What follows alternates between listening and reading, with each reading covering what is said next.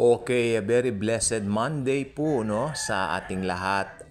So, ang pinaka-wonder lang po talaga actually nung ibang Kristiyano rin, meron pa silang mga pasingit na sinasabi na baka daw magkaroon daw ng pahapyaw man lang na makilala yung Antikristo. Sabi ko, don't look on the Antichrist. Look unto Jesus. Ayan ang sabi ng Biblia sa atin mga believers. Si Jesus po ang nilulook forward natin. Alam po ba ninyo kung bakit? Kasi bago lumabas ang Antichrist, dadagitin na po niya tayo sa rapture. Maski maging sirang plaka ako dito, okay lang po. So, we're looking forward to Jesus. We're not looking forward to the Antichrist.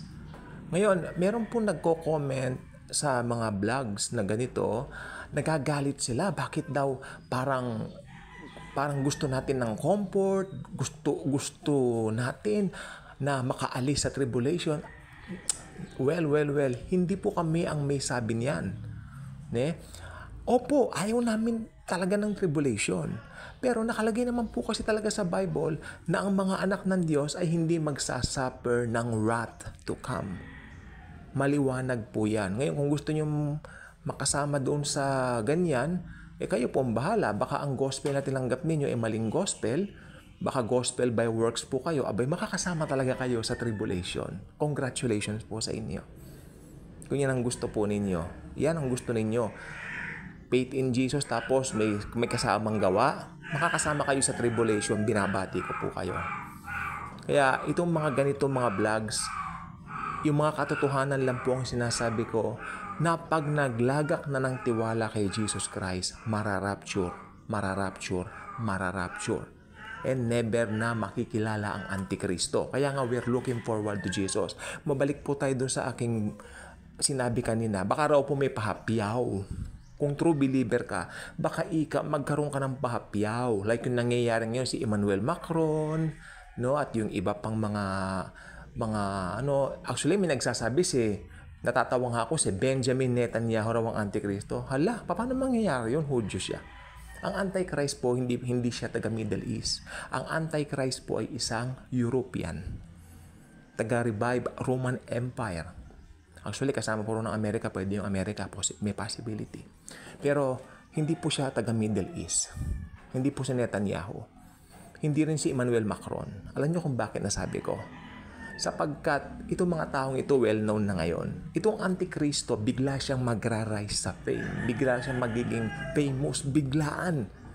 Out of nowhere, lalabas siya.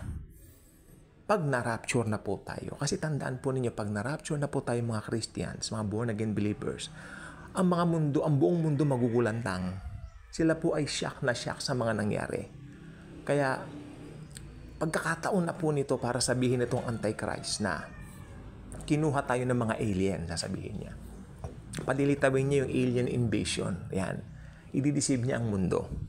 Kaya sabi ko po sa inyo, if you are a true believer ni Jesus, ibig sabihin ng true believer, yung someone na naglagak lang ng tiwala. Wala nang iba. Hindi sa gawa, hindi sa kung ano-ano pa man, kundi sa tiwala lang na inilagak kay Jesus. Kumbaga, tanda po ninyo yung mga Israelites nung natuka ng mga ahas. Ang sabi lang ng Panginoon, gumawa ka ng snake ng bronze, no? Ilagay mo sa isang pole o cross or something na parang wood. Then, let the people of Israel just look unto it and they will be cured. Kung ano man yung pagkakahagat na yan ng mga ahas na yan. So, gumaling po yung mga tumingin. So, ang kamandag ng ahas sumisimbolo po sa kasalanan. Kung sino man na magtitiwala kay Jesus by simply looking to His finished work on the cross, magkakaroon ng buhay na walang hanggan. Kaya kung hindi ka pa nakasubscribe sa ating channel, I invite you to do so. Click mo ang notification bell, share mo ang video nito. Please, pakishare po ang video nito.